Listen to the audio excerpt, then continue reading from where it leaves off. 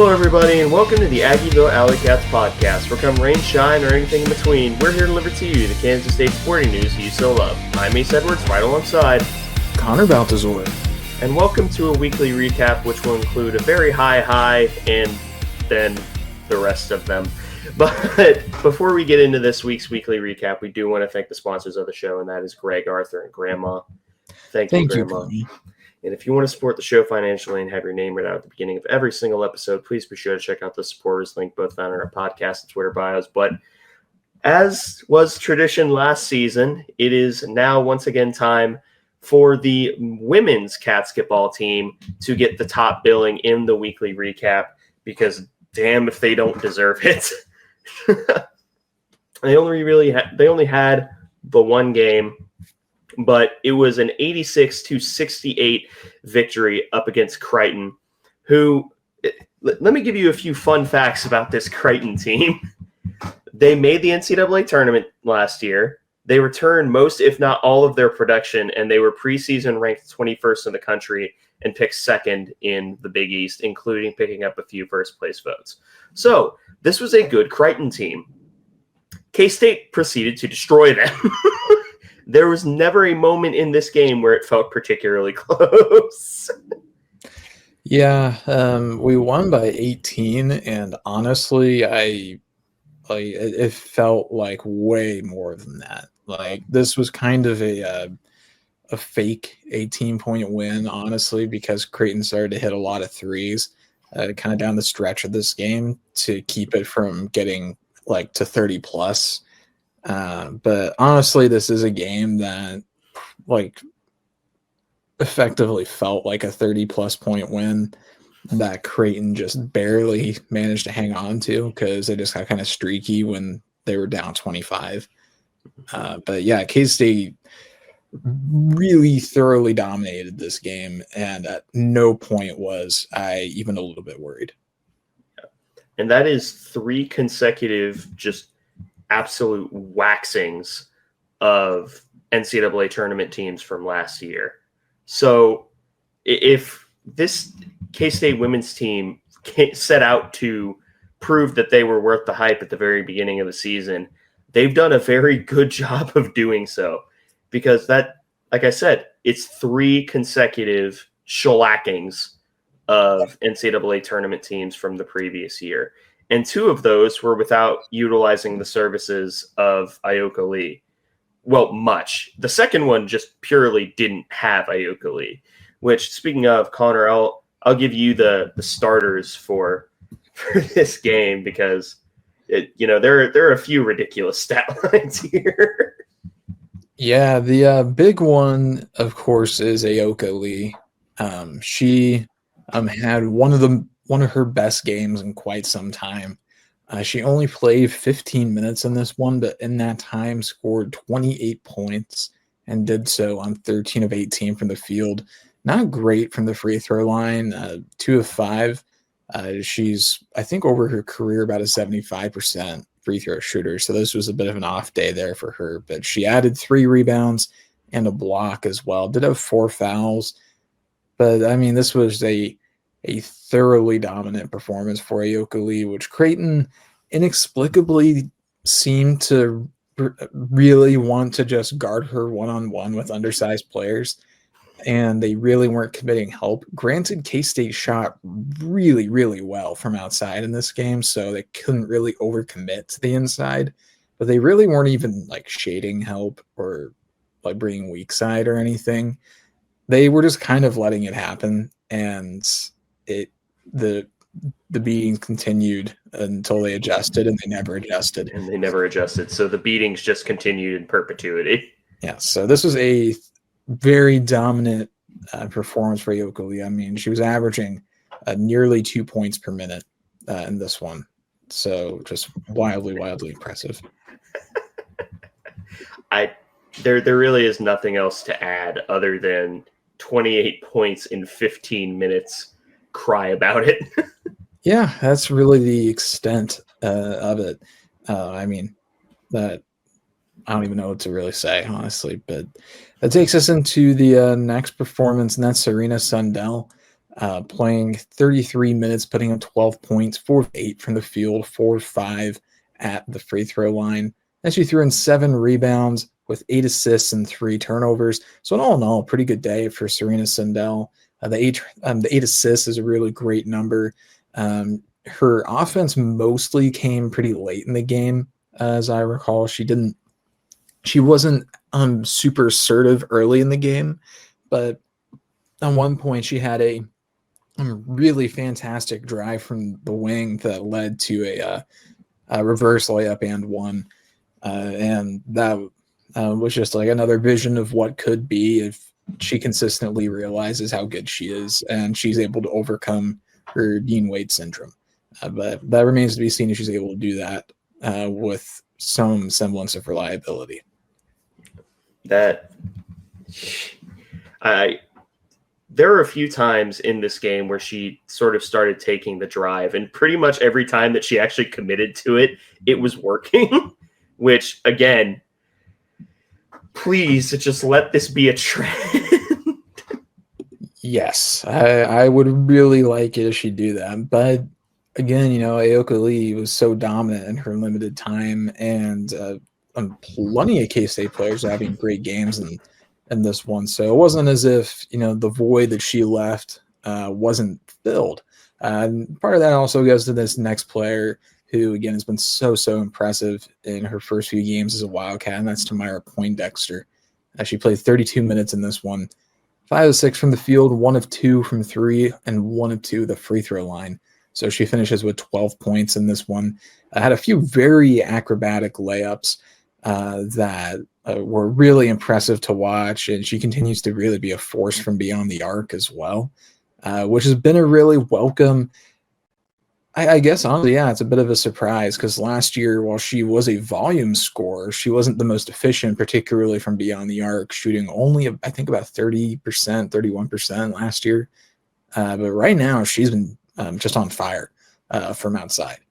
But that takes us to the rest of her stats: 3 rebounds, 2 fouls, 5 assists to 1 turnover, and then she added a ferocious block and a steal.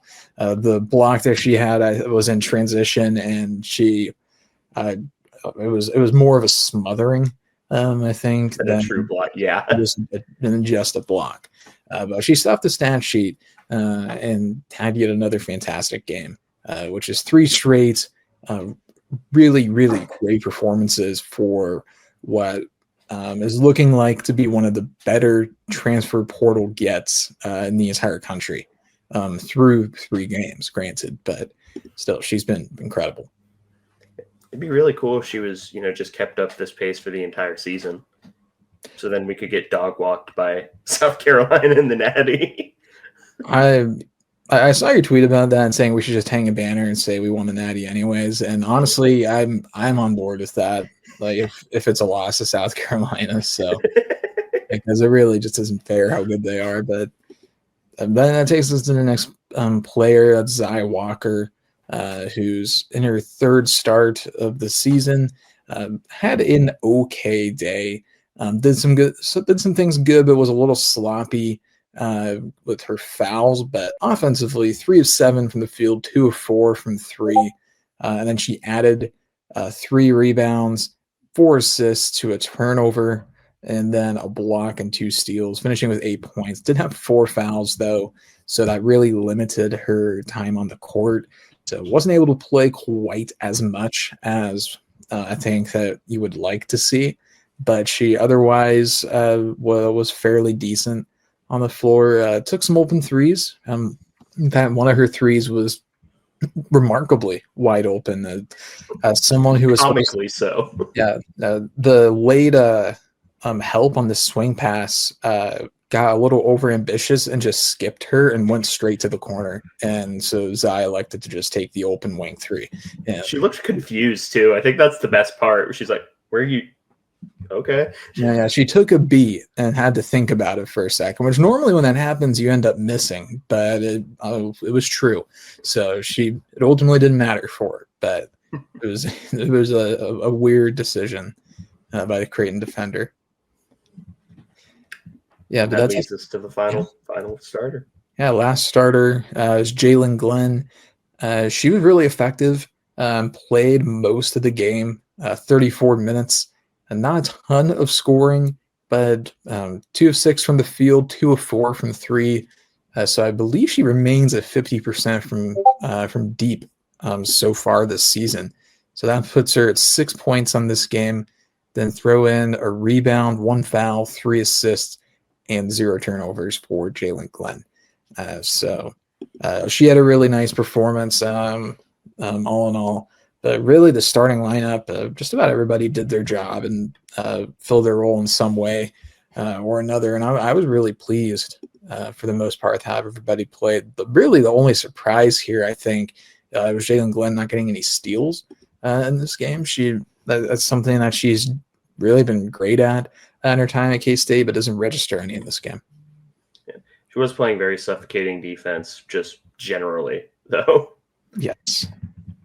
But that leads us to the bench players, starting off with who I think has been the biggest revelation this year, which is saying something considering Tamira Poindexter is also on this roster. But Kennedy Taylor, 14 minutes, 5 of 12, 10 total points, 6 rebounds, 5 of them being offensive, and only 2 fouls. Granted, I think 3 of those offensive rebounds were her picking up her own shot off of the same one where she said, I can't quote it because I don't want to go in and censor it, but let's just say that she was displeased with the lack of the fouls being called on that specific occasion. Yeah, the hot mic definitely picked her up on that one, and I can't say I disagreed with her in that situation. It was definitely a little strange how the rest were swallowing the whistle with Kennedy Taylor. Yeah, which is so weird because they were so whistle happy with everyone else. Yeah, I don't want to get into too deep of a discussion about the officiating in this one, but it was really not very good at all. I thought the whistles were maybe above all else really inconsistent. In some moments letting things go, and in other moments really doing the opposite. So I think it was probably really frustrating for the players. And also Creighton, they were flopping on most of the screens they were setting. Some of them were legitimate, like Kennedy Taylor just pancaking somebody. Get out of my way. Yeah, that Kennedy, I sympathize with your frustrations, but they were not wrong in that situation. But otherwise, not a great game officiating wise. For either team, but I do think it maybe disadvantaged K-State. I don't think it was prejudice. I just think it was negligence on part of the officials.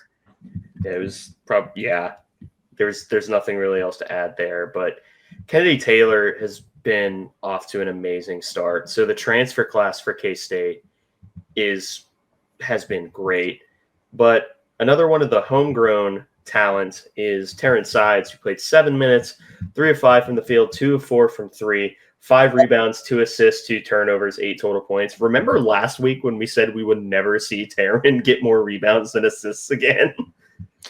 I do remember that. That was a nice week while it lasted. Man, I didn't know never meant a week. But Taryn looked really, really good. She looks like she's getting more comfortable with the role that she's been given, even outside of just playing a pure point guard, which I applaud.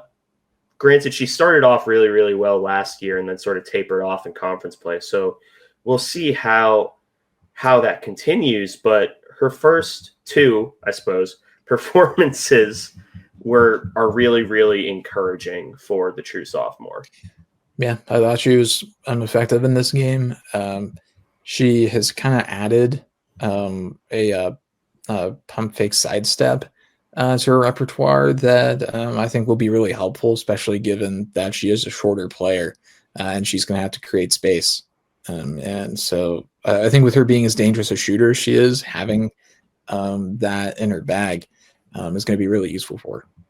Yeah, it's not only going to be useful, it's going to be extremely important because she's not shooting over anyone now. Maybe she'll do what I did in like the 3 times that we played basketball here, where if no one was within 2 feet of me, I was chucking it up. You remember were you there the one time? This is a complete aside, but were you there the one time that I legitimately just threw up a half court and thought I missed it, and then it was the other people's reactions that made me realize I got it? I cannot remember if I was there or not, because I can't remember if I experienced it myself or if I just so vividly experienced it through secondhand accounts or firsthand accounts. I mean, but I cannot remember. I do know that happened though. So yeah, that was always my game. I was not scoring, but I was getting the assists. That was my job. Connor was a hell of a post player. But the next woman off the bench was Gisela Sanchez, who played 16 minutes, 1 of 4 from the field, 0 of 1 from 3, got a rebound, 2 assists, and a block for 2 total points. And I'll just quickly go over the last 2 because Amani and Eliza both had 8 minutes. Liza missed a field goal. They both had 3 boards. Liza had a foul. Amani had a turnover and a block, and Liza had a block. So last 3 had a fine performance. I have no reason to keep believing in Imani Lester as much as I do. It's literally just vibes at this point. But sometimes the vibes are good. Yeah, like Gisela, she's definitely had a bit of a rough start to the year. She had a couple of drives to the basket that were actually really effective. One of them was her 1 field goal, and the other one just was a little bit too strong, which is really like her consistent like main issue with shooting is she's constantly just a little bit too strong. Take 1 step back and she'd be like a 50% 3-point shooter. I know. I like it. If she would shoot like with 1% less like oomph, then that would be great. But alas, we cannot ask her to do that. I found myself very, very encouraged by this game. The Cats just kind of keep rolling on the women's side of things. And the schedule for the next games are Little Rock and Milwaukee. So knock on wood, those are the probably the lightest games of the non-con outside of maybe Central Arkansas and whatever a USC upstate is. But then you immediately go into next Monday or the Monday after this, going on and playing Duke in the Bulldogs Classic in Nevada. Unfortunately, that is on Flow Hoops, so no one on God's earth will be able to see it. But great start for the women's Catsketball team, and they will continue to get top billing until this next team learns how to behave, and that is the men's Catsketball team, who end up falling at home to LSU 76-65. This was the Cam Carter revenge game, quote unquote, even though it seems like both sides are pretty happy with where they ended up. And I know the immediate response is, wow, this is a bad loss. You're right. But, and as much as it feels like, oh, here we go again, especially after last season, there's a big part of me that doesn't feel like this is a game that's indicative of what this team is capable of. That doesn't mean I'm not disappointed. It doesn't mean I'm not sad or angry. I just, at this point, feel like I need to exercise a little bit of self-control and not piss myself. Yeah, this is probably among the most annoyed that I have been after a loss in the Tang era, mainly because this was an entirely preventable loss. But we lost in one of the most frustrating ways possible, which is giving up a ton of offensive rebounds and giving up a ton of second chance points. And that is one of the most infuriating ways to lose, particularly when you take into account K-State only turned the ball over 7 times in this game. And LSU turned the ball over 16 times in this game. But K-State shot 24% from 3, 37.7% from the field. Just this is a very, very, very winnable game. And K-State just played badly. They played really low energy in this game. LSU was there to play from start to finish, and K-State just wasn't. And that's led to in the Jerome Tang era, fairly rare home court loss. But I mean, this is supposed to be like a great team. And just a few days ago, I was on Bosco's Boys talking about how this team has such a high ceiling and should be a Big 12 contender. And then they go out and do this, and really wishing I hadn't said that. Yeah, that's a shame, man. That really could have happened to anyone. I'm sorry. Dave had another good game. Doug had his best game by far. But LSU just played really good defense, and we just didn't care to rebound. We didn't care to box out. We didn't care to crush the boards, really. I wish I could say it was LSU out rebounding us, but it truly did seem like it was we didn't care to crash the boards, which is... It's arguably worse. No, it's not arguably worse. It is just worse. It's somehow worse because I already despise low effort rebounding, particularly when giving up a lot of offensive rebounds. But just not even trying is, oh, man, that's really frustrating. Particularly given allegedly how expensive this team was, and the contract extension and everything. Yeah, and I'm not ready to get a pitchfork or anything, but things kind of need to change, effort-wise. Yeah, and I'm not going to make that comparison. It's far too early to make that comparison. I think you know what I was going for. I think so, but we can wait. Yeah, we can relax. But there are two notable performances, which Connor already brought up, which is Doug McDaniel and David Gasson. God love Dave so much. Both had 16 points Dave had 28 minutes. Doug had 36. Everyone else was kind of stinky, really stinky. And Coleman Hawkins decided to not help his own case, allegedly, by taunting his own student section, which, why would you do that? Beats me, man, but that is... If nothing else, that is in character. So we cannot accuse him of not being consistent, if nothing else. So yeah, no, we definitely can't. And also, he was one 3-point make away from stuffing the stat sheet somehow. But they're inside of me. There are two wolves. One is just kind of willing to shrug this off and say, "Hey, this was a really piss poor game where, we just didn't have the effort." And the other part of me is, wait a minute, we lost because we didn't put forth effort. That's worse than being worse than the other team. Yeah, particularly when we've seemingly kind of corrected some of the turnover issues.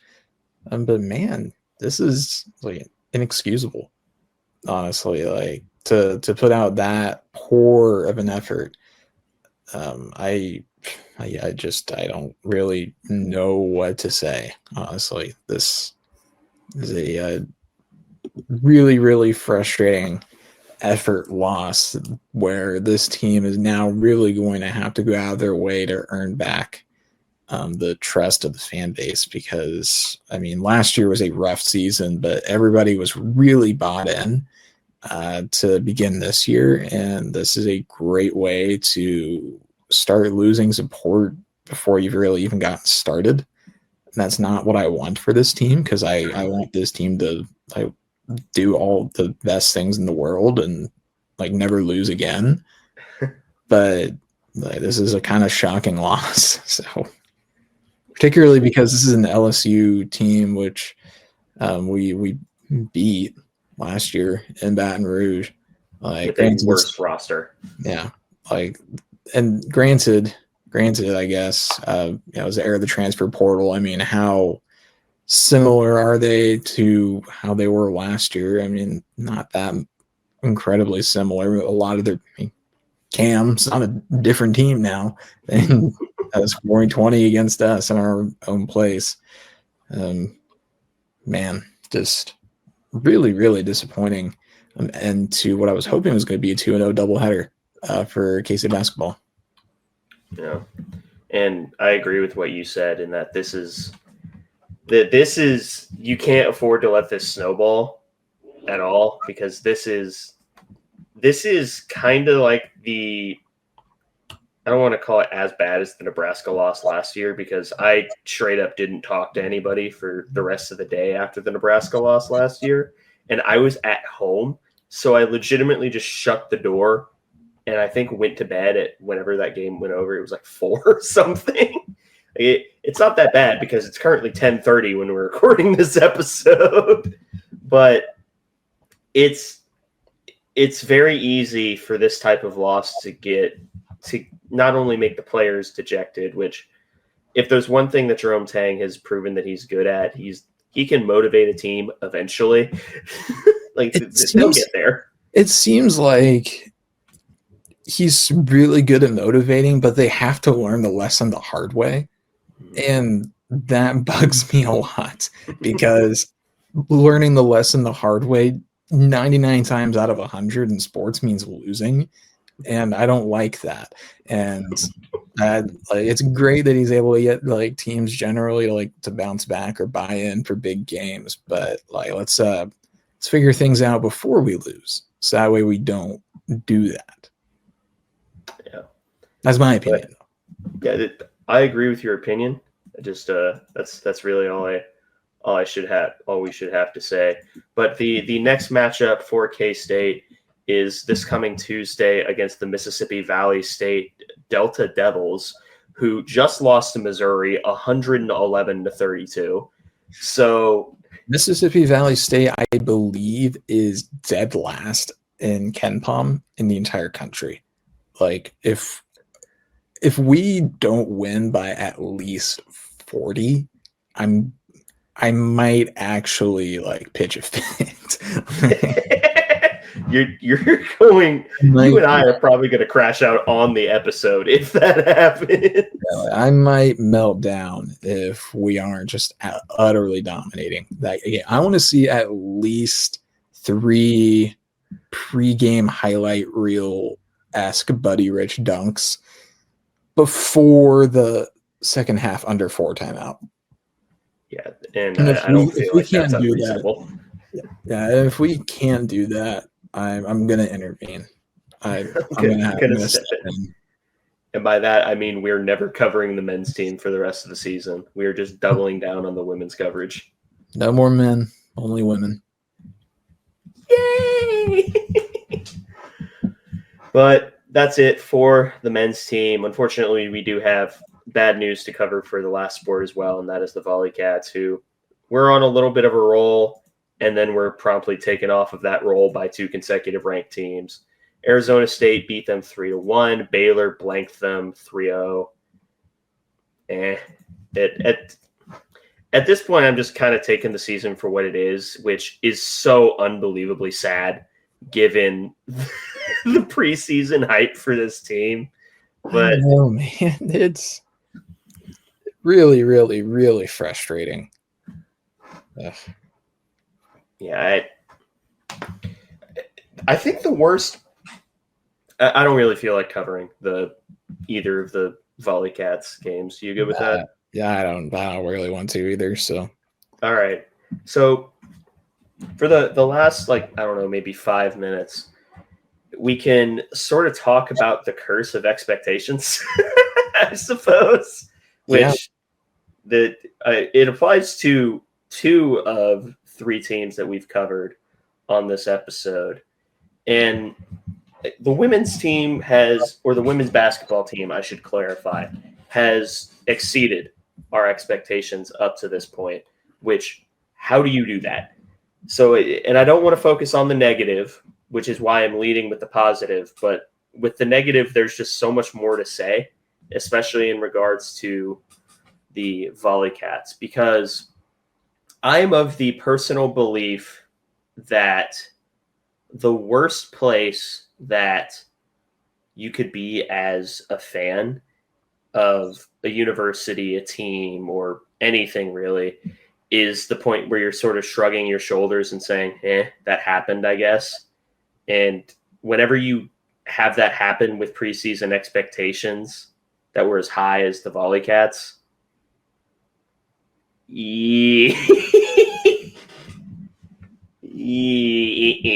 bad, stinky, bad, don't like it.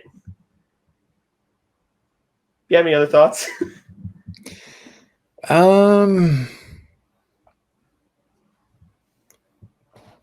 Volleyball, they just signed a bunch of new high school recruits like yesterday.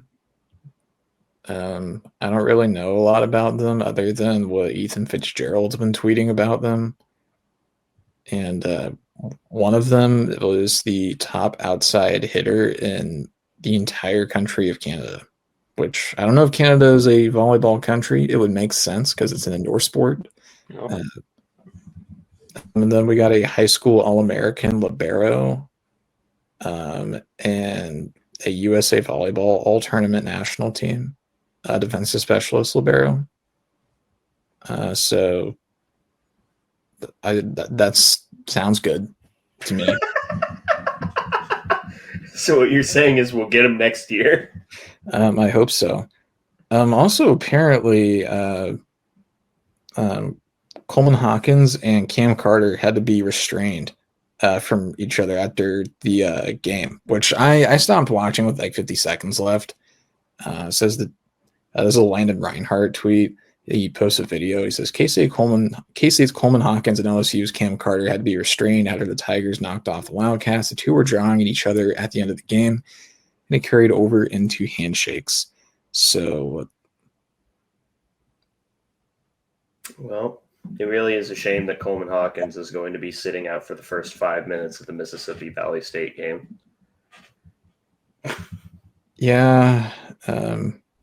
Somebody posted a video of Coleman like running from the paint, trying to like do it like a trap with like 20 seconds left, and Cam gets in the way, and Coleman puts his shoulder in them, and they call a foul on Cam. And all the comments under it are like, that was the most animated Coleman was all game. And they're not wrong. No, they're not wrong. So hard-hitting pop culture TMZ news here, the Alleycats. But back to volleyball, I guess. I'm glad that we bring in some good players. And there was one other. We got a middle blocker from Montana that allegedly is being recruited by like 60 schools or something, which I don't know what schools those are. It could be like every D1. It could be like Pitt State. AIA. Yeah, it's like heavily dependent on what 60 schools those are. But I don't know. Yeah, this year has largely sucked for K-State volleyball. And things just have kept getting worse. It's clear that Sydney Boulding and Mackenzie Morris meant a lot to this team, which we already knew, but it's been underscored by just how rough the season's been. Yep. I'm kind of ready to put this episode to bed. Me too, because I'm also ready to put myself to bed because it's almost 11. I have work in the morning, so... All right. Well, if that's the case, thank you all for listening to this episode of the Aggieville Alleycats podcast. If you want to follow or contact the show, you can follow us just about anywhere at Aggieville Alleycats. And if you want to email us, we're aggievillealleycats@gmail.com. If you want to follow us on a more personal note, I'm at ACEdward00. I'm at Counterbalance Store, capital C, capital B. And if you want to support the show financially, please be sure to check out the official Aggieville Alleycats merch store and the supporters link, both found in our podcast and Twitter bios. But most importantly, thank you all for listening to this episode of the Aggieville Alleycats podcast. For come rain, shine, or anything in between, we're here to deliver to you the Kansas State sporting news you so love. Stay safe, Alleycats.